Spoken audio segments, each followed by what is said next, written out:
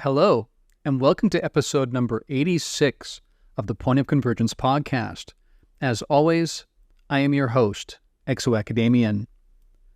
Throughout the history of humankind, we've been pushing the boundaries of exploration, determined to map and often eventually populate every nook and cranny of physical space we come across.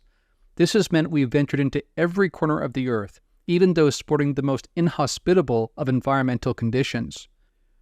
When the modern-day UFO phenomenon first exploded into public consciousness around the era of the 1940s, through not one but a series of remarkable events, that orientation around frontier consciousness led almost everyone of the time, once it was clear these strange objects seen, designated UFOs or unidentified flying objects, were very unlikely to be of prosaic origin, to assume that these apparently intelligently controlled vehicles must be coming from the last of the frontiers we had yet to explore, namely outer space, that greater expanse of the surrounding cosmos.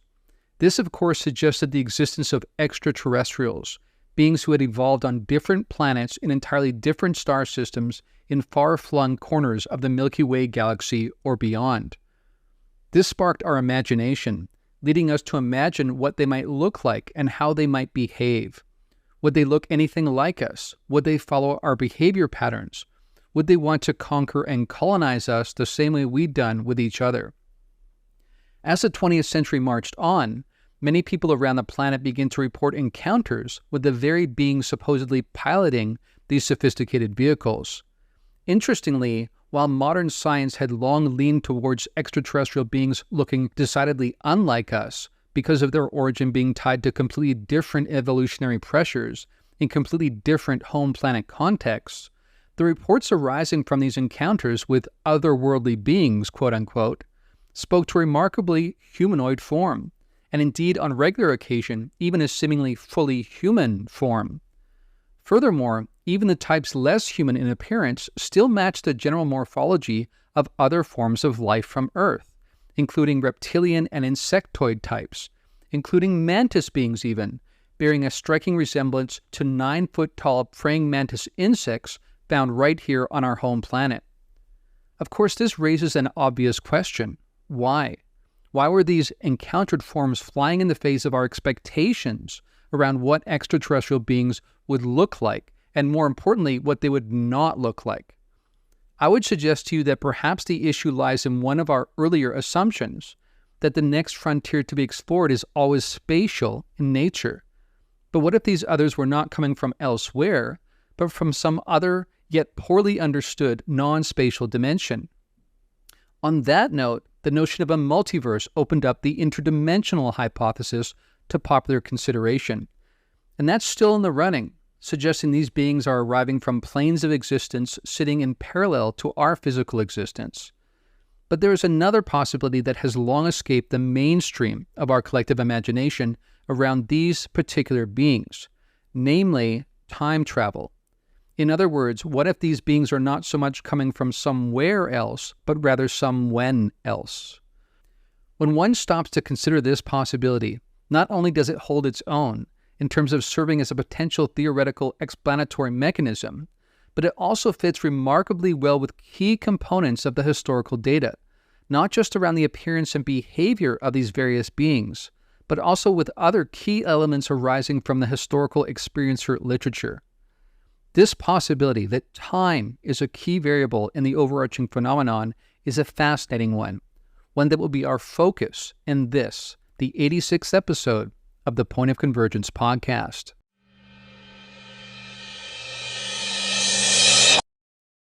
As we begin this week's episode, I would just like to remind everyone that if you'd like to get access to all of my content, including not just the Point of Convergence episodes and Liminal Frames episodes, but bonus material I create such as OTC Squared, Off the Cuff and Off the Cusp is what that stands for, and various feature series I also create about different topics, as well as access to my private Discord server, etc., then you can do so by becoming a patron on patreon.com/ExoAcademian or by subscribing on Spotify. That would give you access to all of the material, all of the content I create. Okay, moving on to this week's episode. First of all, I want to make a point about the overarching phenomenon, or what we colloquially call the phenomenon. First of all, I think it's important to say that my working hypothesis is that we still have more than one group involved with us here on the Earth. Indeed, many, many different types of origin sources, I would suggest. And within each of those, perhaps we have different groups. For instance, what we're going to discuss today will involve a certain kind of hypothesis that gives an origin explanation for some of these beings. And I want to make clear that even amongst this one narrow focus of a type of being we're going to talk about today, beings that perhaps are coming through time rather than from somewhere else, or at least that time is the key element, because of course, space-time is one integrated fabric. So if they're coming through time, they're also coming through space. And because the Earth is a moving object, in fact, our entire solar system is moving, then that also means that they are coming through space as well. But the primary element is time. But again, even there, amongst the groups that are coming through, I think we see evidence in the data for different types of groups, different factions, even of the same kinds of groups. This is part of the complexity here. I also want to point out that what's interesting when you think about the total data to do with the UFO phenomenon, it's always good to look for patterns within the totality, because we sometimes conflate and collapse all of the data, assuming that we will find one origin source and one agenda for the entire enterprise. And I think personally that's where we go wrong. I think when we look at the data, we actually can identify patterns within it, sub-patterns, that speak to a specific historical enterprise being conducted by specific beings. And again, that's what we're going to speak to today, because I think much of what we're going to discuss today has to do with events that happened in the 20th moving into the 21st century, and especially towards the latter half of the 20th century. Of course, that said, I would be remiss to not also mention that once time travel enters the picture, even if it began by entering at a certain point in linear time, or what we experience as linear time, then as it gets perfected, then perhaps you go back further and further. And so what is the original or the first example gets confusing, because when it actually entered a certain timeline is one issue, but how it ends up impacting the entire timeline, or perhaps creating multiple timelines, is another issue entirely. That's part of the complexity here, especially because we've been so conditioned to think in terms of linear time, and much of our expectations will be stretched here. And that's perhaps why this hypothesis hasn't gained more traction in the mainstream, because apparent paradoxes prevent people from really taking it seriously and perhaps looking at the data through this lens. But once you move past those paradoxes, and I think we can once we really think through what's really going on here, then actually, again, this is a very good fit for a certain specific aspect of the totality of the phenomenon, a very specific, seemingly historical enterprise involving certain kinds of beings and morphologies that almost match to a T forms already existing on the Earth. Or they are at least, even to the naked eye, seemingly examples of further evolutionary trajectories involving forms, types that already exist right here on our home planet. In today's episode, we'll be relying largely on Mike Masters' work, Dr. Mike Masters, who is a biological anthropologist and paleoanthropologist, also a friend of mine. He's written several books on this issue of time travel and its relation to the UFO phenomenon. The book we're going to focus on today is the extra-tempestral model. He also has a new book out called Revelation, The Future Human Past, which is written as fiction. But you might ask yourself whether or not writing it as fiction allows for a certain kind of artistic license to tackle some of these tricky topics. But I highly recommend you check out that book too.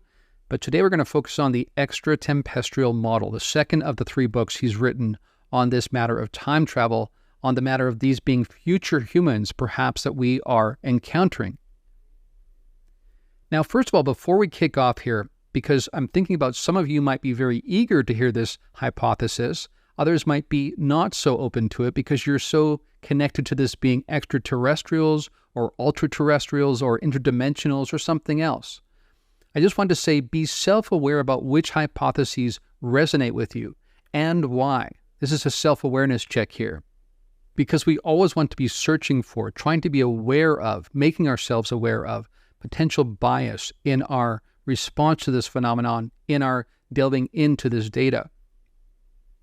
Now, in previous episodes, I've also touched on this topic, the extra-tempestral model or the extra-tempestral hypothesis, the notion that these are beings actually coming from our future. And yes, indeed, that would make them our descendants. Now, in previous episodes, I focused on the likely biological connection these beings have with us based on their morphology, and we've gone into that in great detail. We will touch on that briefly in a moment, but mainly what I want to focus on today is largely what Mike Masters focuses on in this second book, The Extra-Tempestral Model, which is the other elements of the historical narrative that fit really well with the notion that these are future humans coming back, perhaps trying to change something in the timeline. Now again, can you change timelines? That's something we'll get into. That's a complex matter. But what's interesting about this book is he takes different case studies of historical events that have involved the UFO phenomenon, even some of our most well-known ones, but looking at it from the lens of the extra-tempestral model. In other words, looking at what was reported as happening in those events, the kinds of beings that were described, the kinds of behaviors that were described, the ways the craft were described, the ways that the hybridization and biological examination seem so front and center. When you look at that through the lens of the extra-tempestral model, especially when we tie to that certain revelations these beings have provided to different experiencers around why they're doing it, then suddenly it begins to make a lot of sense.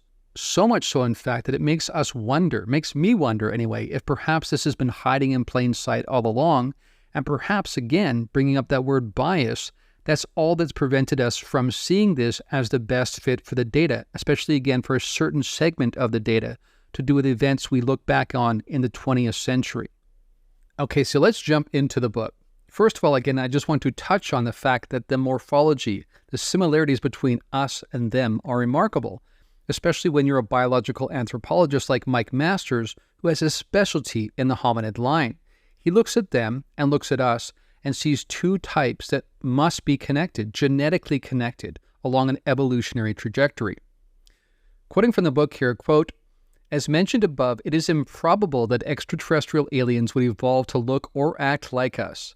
The odds are very low that another two-legged, upright walking hominin with 2 eyes, a nose, a mouth, 5 digits on each hand and foot, and an enlarged brain and neurocranium would evolve again in a separate solar system. It is even less likely when considering the specific environmental and biocultural factors that culminated in our complex condition, making our species unique among the plethora of other organisms on this planet."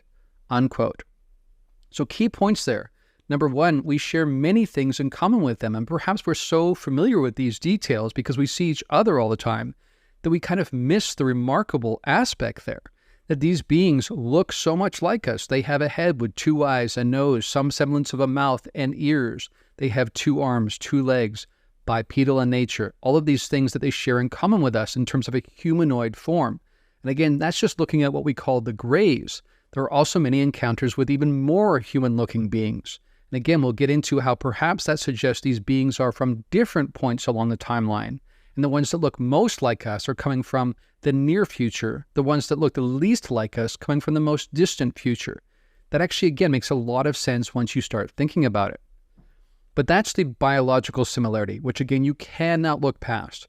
But once you do, as I said, as we're going to do in this episode, in different case studies, examining the actual data in terms of what they were doing, what was happening, and the things they said to experiencers, again, suddenly it makes a lot of sense when you look at it through the extra-tempestral model lens, and when you think about the reasons that are perhaps given as to why they would be conducting these kinds of affairs.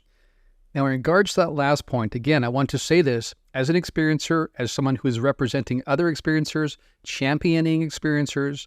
Again, some people will not want to take into account the historical data around what has been communicated to experiencers in terms of messages that these beings have for us as Earthlings, and messages they have about why they came here, what they're doing here, and perhaps when they came from. All of these elements are in the historical literature if we will pay attention to it.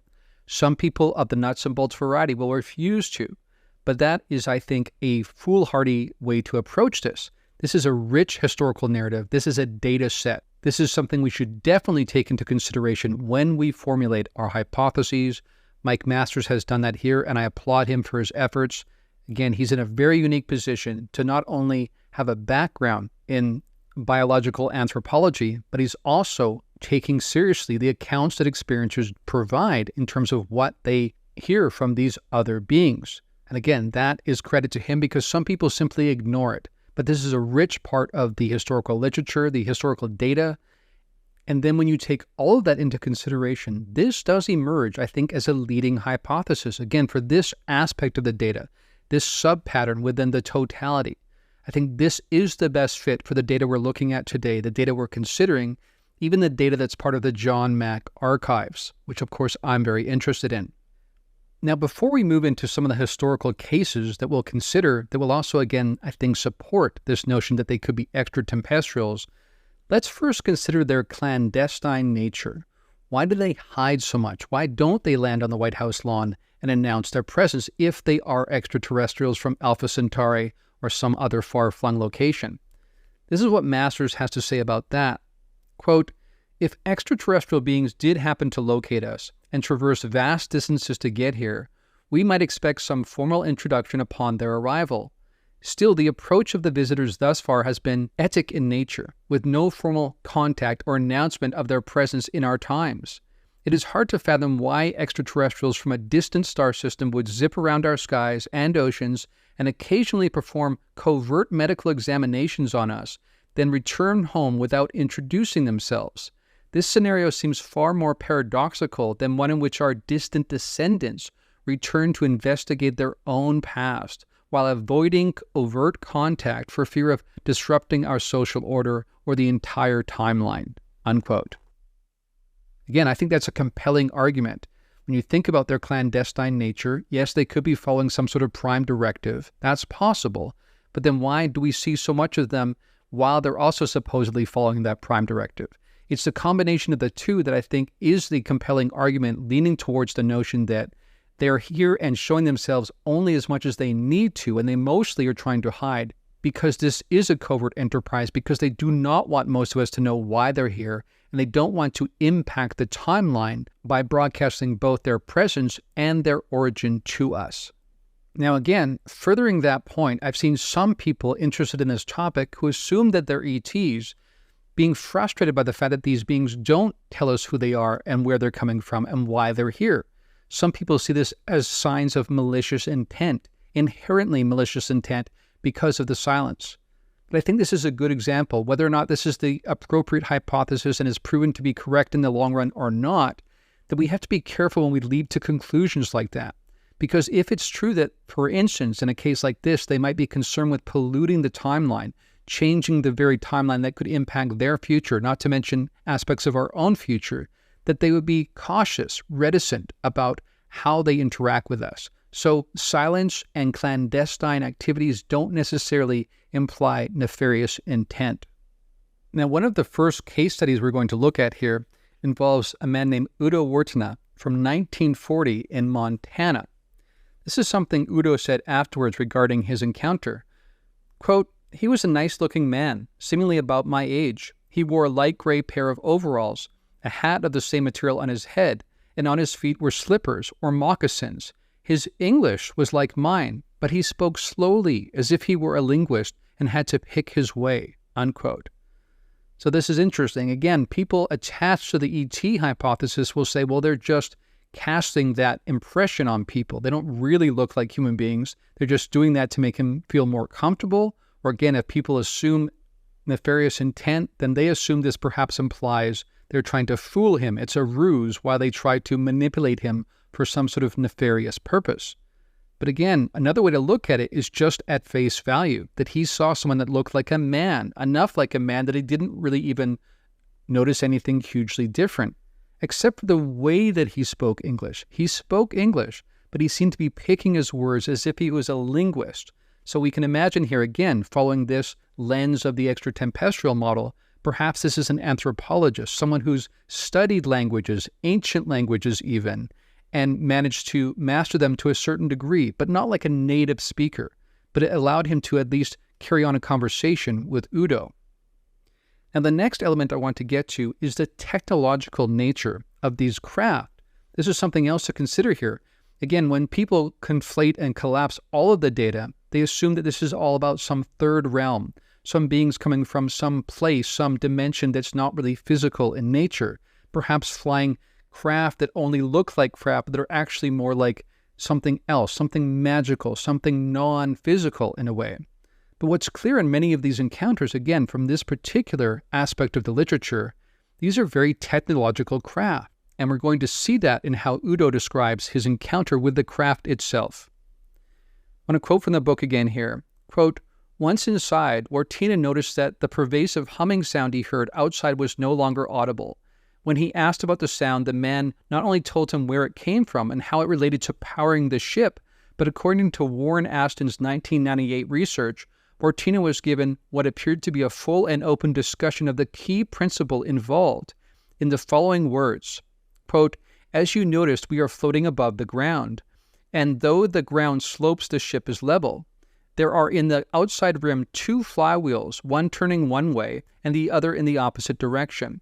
He explained that this gives the ship its own gravitation, or rather overcomes the gravitational pull of the Earth and other planets, the sun and stars, and through the pull of the stars and planets to ride on like you do when you sail on ice." Unquote. Again, this is just to address the fact that this is a technological vehicle. This is not some sort of light form that is just looking like a physical craft. Clearly, we are seeing elements of technology here, advanced technology.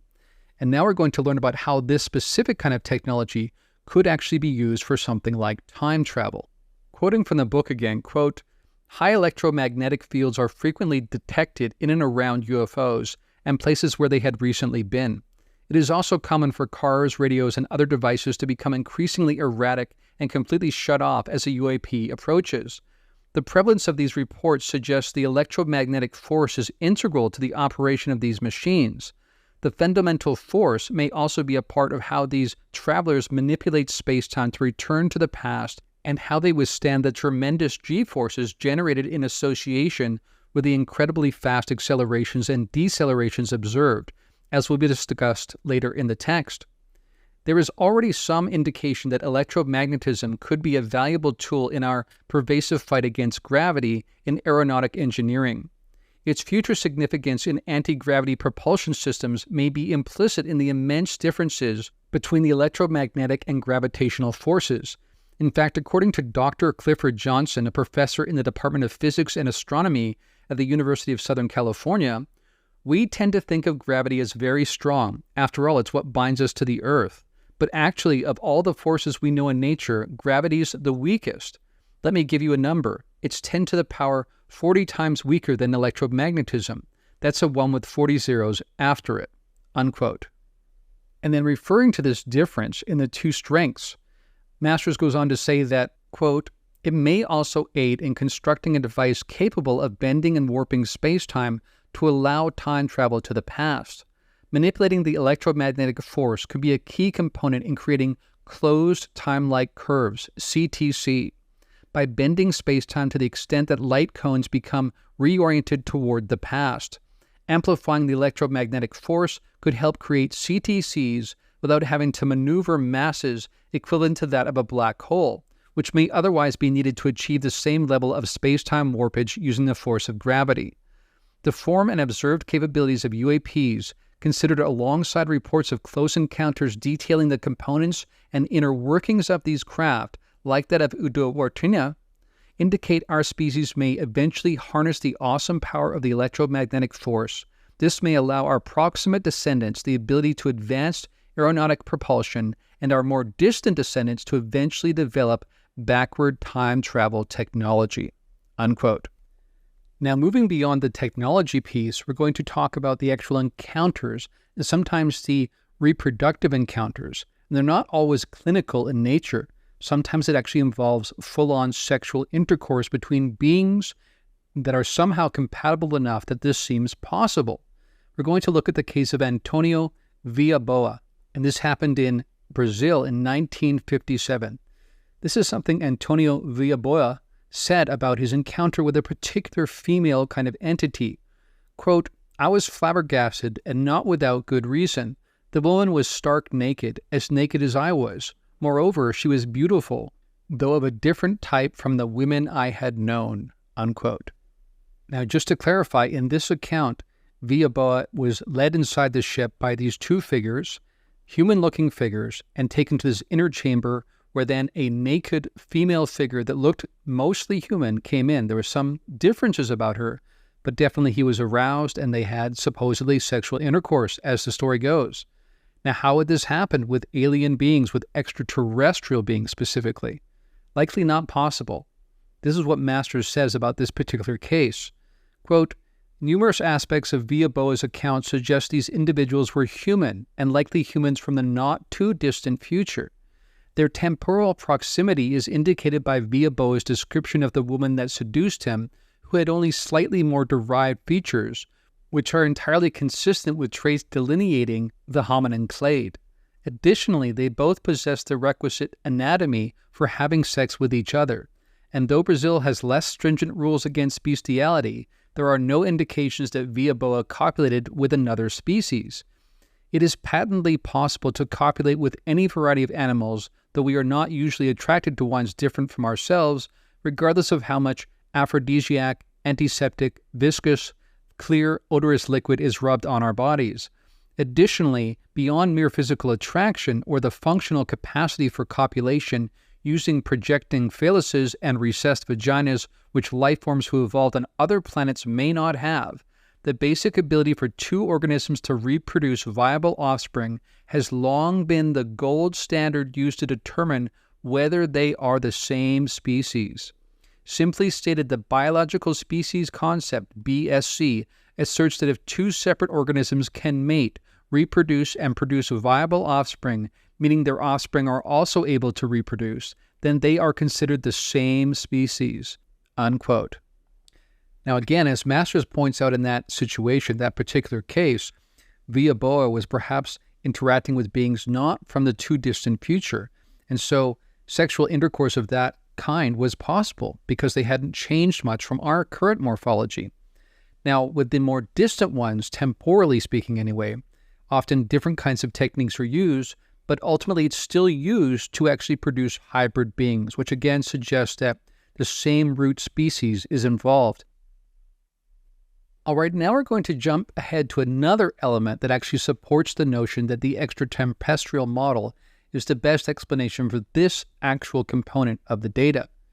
We're going to look at a case that happened in 1977 involving Corporal Armando Valdez, and this happened in Pampa Uscuma, Chile.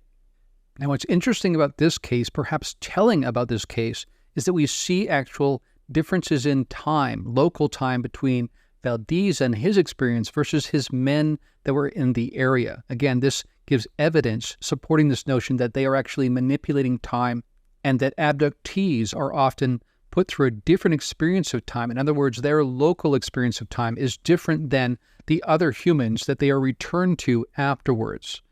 So at this point, Valdez and his men see a mysterious object, and now we're going to pick up when Valdez approaches it. Quote, Valdez said a quick prayer and ordered the light to leave, as if it were a soldier under his command. Because it was not, and it didn't leave, Valdez next demanded that the object identify itself. When this tactic also failed, he began walking toward the object again, but as he drew nearer, Corporal Valdez suddenly disappeared from sight. Because the bright violet light had been illuminating the entire area, his men could plainly see that he did not simply disappear into the darkness, but instead he vanished entirely. This caused confusion and consternation amongst the 6 soldiers who were watching intently as Valdez marched towards the peculiar craft. According to his men, about 15 minutes after Corporal Valdez disappeared, he abruptly reappeared. However, he looked entirely different from the last time they saw him.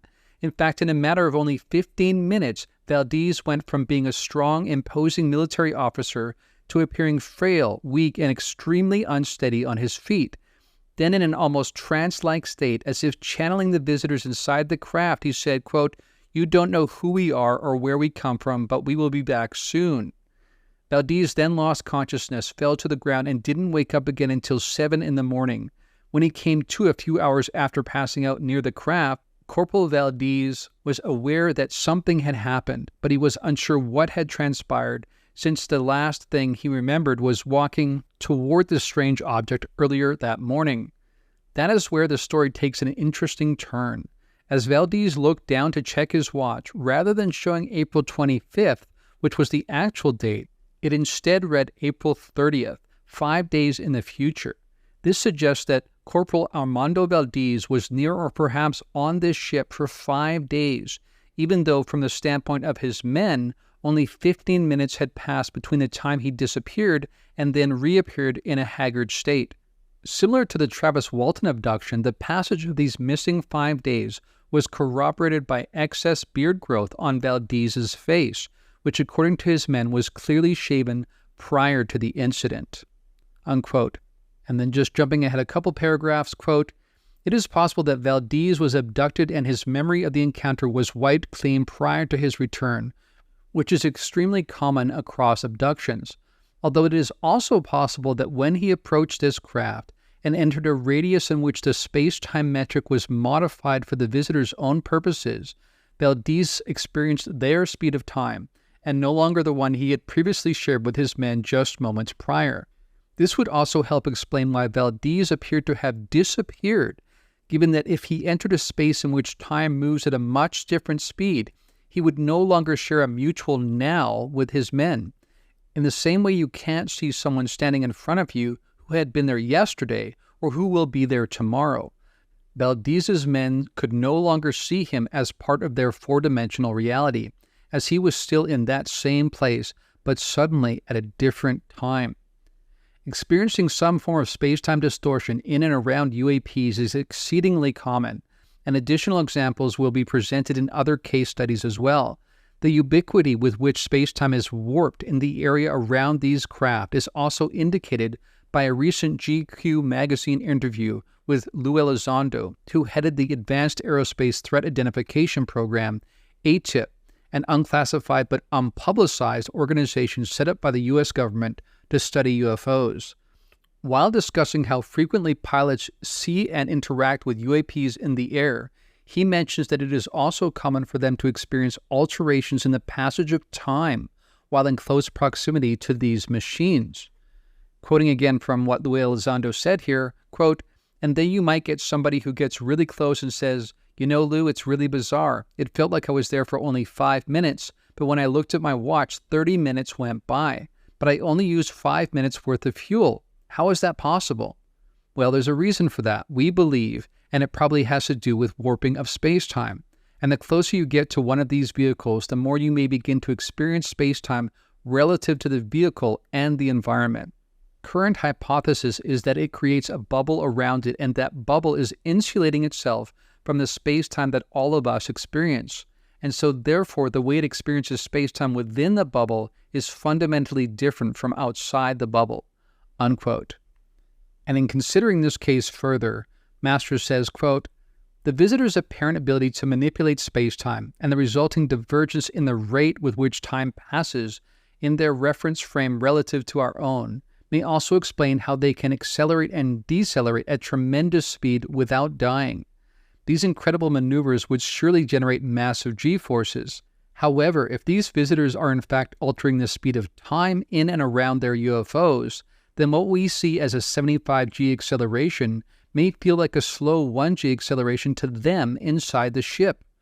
Rather than thinking of these seemingly impossible accelerations and decelerations as a real-time phenomenon and questioning how any biological entity aboard could withstand the insane G-forces generated, the Valdez experience leads one to wonder if it is only an illusion resulting from the divergent way in which we see them and they see us in different temporal reference frames.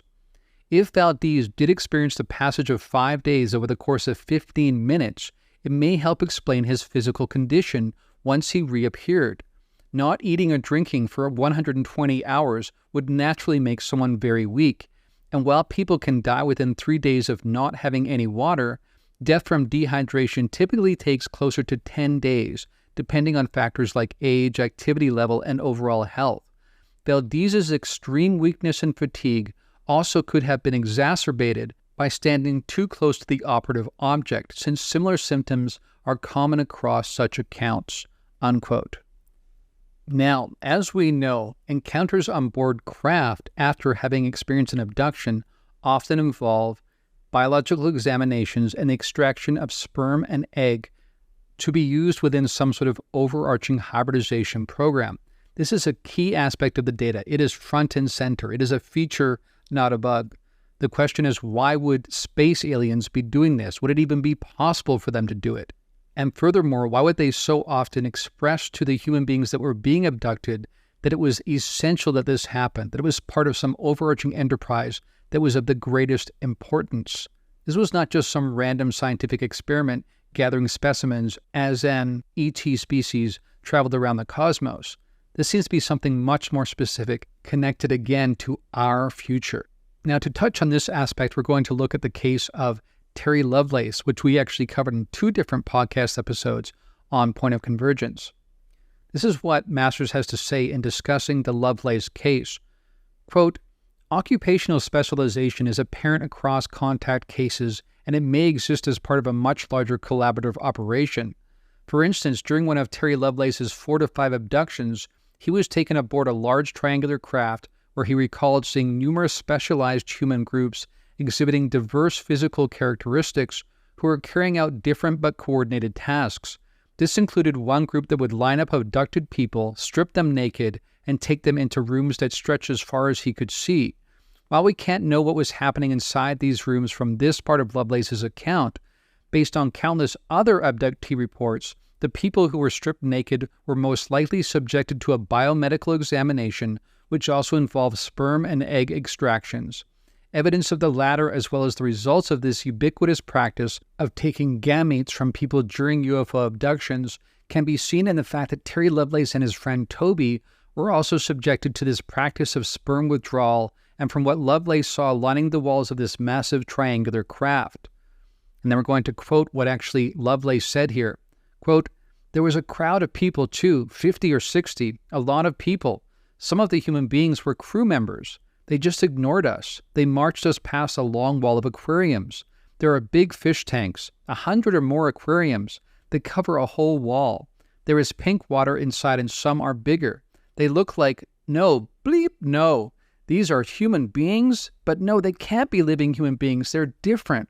Oh God, they're not like us. One moved its head and turned towards us. His eyes blinked and, oh, bleep, no, unquote. Now, we're very familiar with these kinds of situations where not only alien beings, what are supposed to be alien beings, are on board craft, greys and insectoid types, and even mantid beings and whatnot, of reptilians, etc.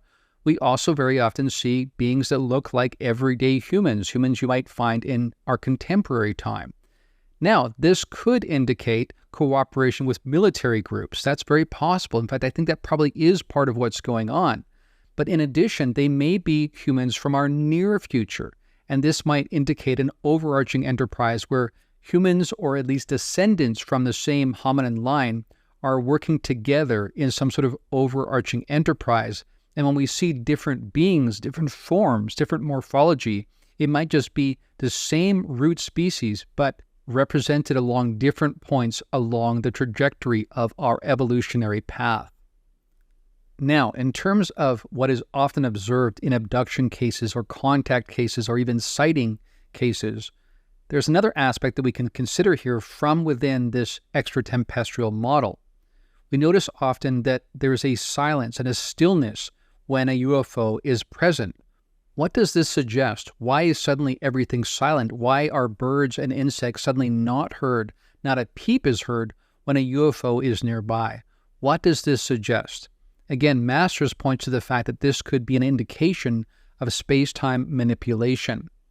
Quoting from the book again, quote, as discussed in the Corporal Armando Valdez case study, one explanation for the sweeping calm often observed by contactees and abductees is that these vehicles are capable of warping space-time in their proximate vicinity. The differential rate of time's passage near these ships creates the sense that time inside this bubble has slowed or ceased entirely relative to the outside world, since no movement means no sound. This may also help explain why the ship Linda Jones observed appeared to fade in and out of existence while it engineered the timescape around them.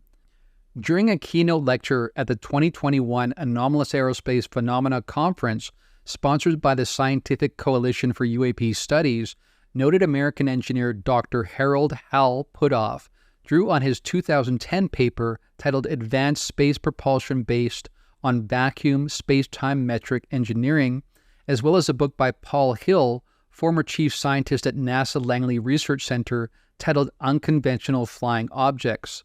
During his presentation, Dr. Puthoff contended that the utter silence and missing time experienced by so many contactees and abductees may be related to space-time metric engineering, which he considers an important part of the functional capabilities of these craft.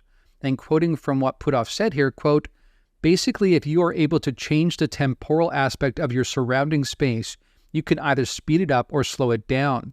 The reports that often come forth, people say, well, there I was close to a craft and suddenly all the sounds of nature, the birds, the wind, I didn't hear a thing.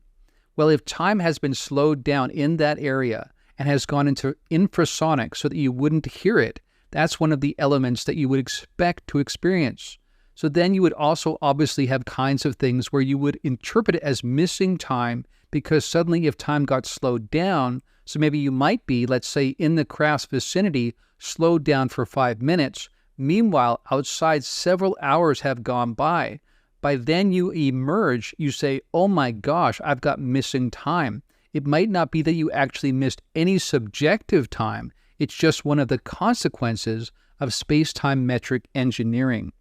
And then Masters goes on to say, the visitor's ability to engineer the space-time metric could also help explain other observed aspects of these craft and their flight characteristics, including how a roughly 30-ton ship can withstand estimated accelerations ranging from 100 Gs to thousands of Gs and travel through our atmosphere at upwards of 9,000 miles per hour with no sonic booms, air disturbances, or evidence of excessive heat, while also displaying trans-medium capabilities, as these seamlessly move from air to water and back again. Space-time metric engineering may also help explain the bright light so often seen emanating from these ships, as well as why people who get too close to them report suffering from sunburn-like injuries indicative of radiation damage, which would happen if the electromagnetic spectrum is blue-shifted in association with the space-time metric engineering. Dr. Puthoff also addressed these issues in his 2021 presentation, and quoting from Puthoff here, quote, under the conditions with which the space-time metric has been engineered to produce the kinds of effects you might expect to see with a UAP, you get blue shift, which means, first of all, some of that infrared is going to be upshifted into the visible part of the spectrum, so you expect craft to be quite bright, which is one of the things that is in fact reported. With this blue shift, there is prediction of near-field exposure injuries. For example, the visible can be blue shifted up into the UV and you get sunburn injuries, often reported by people who claim to have encountered a powered-up craft at relatively close range. Or if you're too close, it can even, some of that visible spectrum, which ordinarily isn't harmful, can be shifted up into the soft X-ray region and you get radiation injury, unquote. And then Masters finishes by saying, regarding the visitor's apparent ability to change the speed of time in the vicinity of these craft, it is interesting to note the juxtapositions between the Linda Jones and Armando Valdez case studies. As Dr. Puthoff mentioned in the first quote again, if you are able to change the temporal aspect of your surrounding space, you can either speed it up or slow it down. Both options appear to have played out separately in the Jones and Valdez encounters. For example, it is apparent from Linda Jones' report that time was slowed down around them as sound shifted into the infrasonic range and she experienced a couple of hours of missing time. However, the opposite seems to have been the case with Armando Valdez, where he aged by 5 days during the 15-minute period that he was gone from his men, indicating that time moved much faster in proximity to that craft, unquote. Now, in addition to all of this corroborating evidence suggesting that the extra-tempestral model makes sense of much of what we see in these encounters, we also sometimes just have direct testimony from experiencers, even among some of the most well-known cases, and somehow this has flown under the radar. For instance, from the famous 1980 Rendlesham Force incident in Suffolk, UK, this is what Jim Pennison was quoted as saying, quote, I've never believed that it was extraterrestrial. I still don't. We believe it based on the evidence. It's an interdimensional type craft, and it's clearly us from the future," unquote. And to support this further, Masters quotes from when Peniston was in a certain session with the U.S. Air Force Office of Special Investigations. Quoting from that section, quote, "During this session, Peniston spoke of being interrogated by 2 agents from the U.S. Air Force Office of Special Investigations and 1 agent from the British military, who asked if there were any beings present when he encountered the metallic craft. Peniston responded that there were visitors present, and notably that they were time travelers from the future. He reiterated that they were not extraterrestrials, but were humans coming back through time to collect genetic material to help alleviate problems they were having with reproduction in the future." And then quoting from what Peniston said, "They, the visitors, are asking me if I see binary code. I see the binary code. They are time travelers. They are us." After Peniston divulged that the visitors were future humans and not extraterrestrials, the hypnotherapist asked what they need from us. Peniston stated that they are taking gametes and sometimes fetuses to help with reproductive problems in the future. The interviewer says, "Do they ever take fetuses?" Peniston responds, "If it is tasked, they do. There are different ships for tasking. The government agents know about this. That's what they want to contain, the situation." And then Masters goes on to say, "This statement is particularly noteworthy because of its relevance to the other case studies, and most notably the previous 2. For instance, Linda Jones reports having gametes and a developing fetus extracted from her person. Jones also stated that her reproductive services were very important to the visitors beginning early in life and to a greater extent once she reached reproductive maturity.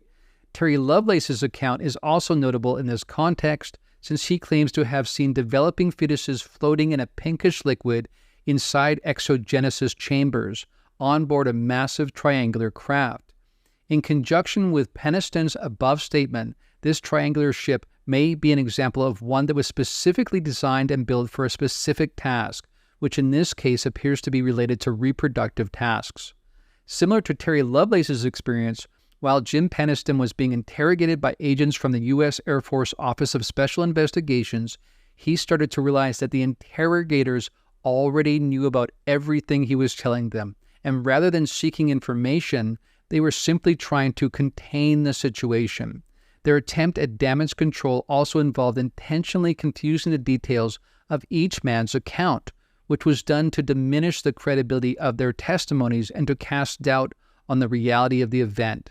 This imposed misapprehension is revealed in Peniston's hypnotherapy session. Jumping to that again, the interviewer says, "They see you as requiring damage control?" Peniston, "Yes, they see me and John Burroughs, and they're worried about call halt. They know all about us." Interviewer says, "What are the intelligence agents, NSA agents, going to do with you?" Peniston replies, "They tell me when I was at the East Gate with John, they have 5 different stories to tell. It's important to scramble dates, which confuses and undermines consistency of eyewitness testimonies, so there's no credibility with the public and media." And then Masters continues, "In addition to revealing information about the staged cover-up, the origin of these visitors as future humans, and their intent to collect gametes and genetic material from past peoples, Peniston provided an interesting and subtle detail about how these craft may physically travel back through time." Again, going to the interview. Interviewer, "Does the government believe what you are saying about them coming from the future?" Peniston, "Oh yes, this time they were having problems, but they got their machine off. They have to be in space to travel. They need speed to travel." "How far into the past can they go?" the interviewer asks. Peniston, "These ships can go 40 or 50,000 years. They can't go back much further. They might not get back." And then Masters goes on to say, "This statement corroborates a previously proposed concept related to how high-speed travel, while light cones are oriented towards the past, may allow our time-traveling descendants to venture deeper into the past. Light cones can be understood as having the same properties as light, meaning they travel at the speed of light, they propagate like light, and their trajectory can be warped and curved in the same way as light. When light cones approach an extremely large, dense, or highly energetic mass, their path becomes curved and they can tilt or tip over while still maintaining their conical shape. Remarkably, as light cones tip over in association with a warpage of proximate spacetime, world lines within them can deviate from a strictly past to future linear trajectory. This means that anyone or anything traveling along a world line that lies within the margins of a tilted light cone in their localized region of spacetime would now be permitted to travel into the global past via a closed time-like curve, CTC, unquote. Now, of course, there are several key revelations there that potentially support this notion of the extra-tempestral model being the best explanatory mechanism to make sense of what we've seen. Again, those of you who tuned in when I covered the Terry Lovelace case will remember that he had this sense that some aspects of the military already knew about this. They already knew about his encounter and actually did their damnedest to make sure he would not remember and that his friend Toby would not remember. Again, when we think about the 90-year cover-up that we're now aware of, one wonders, is it because it's not just about space travel, but also time travel, and specifically has to do with our future? And the fact that these beings are coming back in time, beings that are genetically related to us, our very descendants even, and they're coming back to, again, address some sort of malady in our future, that perhaps there's not enough genetic variance, and so they need to come back and gather that genetic variance from their ancestors to inject new, fresh stock and to make their own stock healthier. Again, when you think about all of this, it makes a lot of sense. There's a remarkable degree of consistency and corroboration amongst these different elements and amongst the different aspects of experience or testimony over time. Again, and on top of that, we have direct statements from these others, very often saying, "You are us, we are you." One time there was this case where someone said, "It would be easier to deal with you if you weren't so damn ugly," basically. And the being responded by saying, "My dear, one day you will look just like us." So again, often there's direct statements supporting this hypothesis if we bother to really pay attention to all of the different details and how they might work together in some overarching narrative. Now, as we begin to draw this episode to a close, I'd like now to turn to the issue of paradoxes, or at least apparent paradoxes. Again, a lot of people get caught up in the apparent paradoxes and thus reject this model, this hypothesis, this explanatory mechanism to make sense of what's been going on historically. But again, the key is that these are apparent paradoxes, only in our perception. This is what Masters has to say about that. Quote, "Consistency paradoxes like the grandfather paradox, as well as the causal loop paradox, aka the bootstrap paradox, where something from the future aids in its own creation by being a part of its past, despite their names, also aren't paradoxical.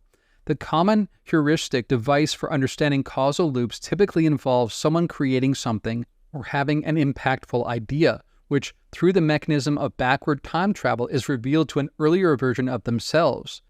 This past person then uses the newly acquired information for some outcome, and later in life they become the one traveling back through time to convey that information to their younger self, in a sort of infinite self-consistent causal loop of creation and dissemination. This scenario may appear to laugh in the face of causality. However, when understood within the framework of a closed loop of self-consistent events, causality becomes irrelevant, as does the question of who created the original idea or invention taken back through time. The apparent perplexity of these scenarios largely stems from the fact that our perception of time is habitually derived from obstinate observations of linearly organized events with clearly defined boundaries between a past cause and a future effect. Yet in the presence of a time machine, events in the future can elicit an effect in the past because neither comes before the other." Unquote. So the bottom line there is that even if it's difficult for you to wrap your head around, there is no paradox here. This is a self-consistent way of thinking about the way that time works when you have something like a time machine that can manipulate our usual experience of linearity. Now, when we step back for a moment and we think about the historical narrative, the recent historical narrative, in which these beings have come into our timeline within the last century or so, perhaps going back before then, but if we just pay attention to that even, we have this sense that they're here for a reason, not just to repair some malady in their previous present, which is our future, but on top of that, they seem to be also here to warn us about a certain outcome that is inevitable based on our current trajectory, the way we exist as a civilization, and specifically the way we treat the planet, which is our home, and again, of course, ultimately will be their home as well. the messaging very often revolves around this specifically, not necessarily what's going wrong with our civilization, but what's going wrong with the planet because of the way our civilization is conducting our affairs. So in addition to being here to collect genetic material to add variants to their future population, there's also this sense that they are here to warn us, to do their best to warn us about the fact that the trajectory we are on is unsustainable and will inevitably result in a very bad outcome if we do not change our ways. Again, this has been centrally observed in so many experiencer accounts. It's old hat by now. We know what the consistent message is. It revolves around this sense of a coming cataclysm related to the way that we have a commodity-based relationship with the planet. And of course, our economic structures and whatnot also come into play there. But ultimately, there's this real focus on what we're doing to the environment, what we're doing to the planet, and the fact that our current course will lead to a bad outcome if we do not change our ways. And now I'd like to leave you with this concluding thought. When one considers the legacy of 20th century ufological history within the particular lens we've considered here today, a couple of intriguing and pertinent questions emerge. First, why would these possibly future relative beings embark on such dangerous endeavors to begin with, coming back in time and perhaps initially crashing the sophisticated space-time manipulating vehicles they're operating while working to perfect the technology?